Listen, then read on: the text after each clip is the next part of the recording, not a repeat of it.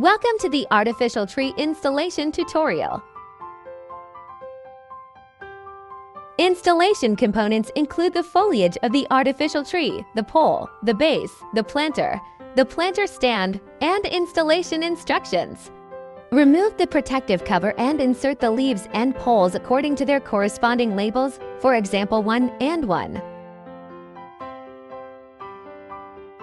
3 and 3. Now let's pick up the pace and get the branches in place.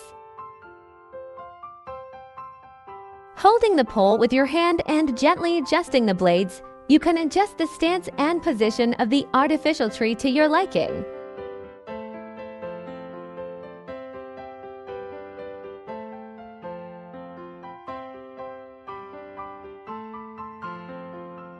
Place one side first.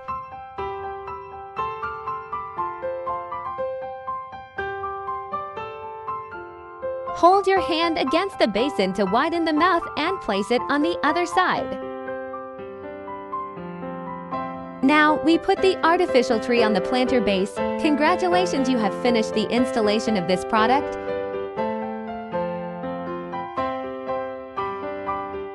You can also adjust the posture and placement of the artificial tree according to your own preferences.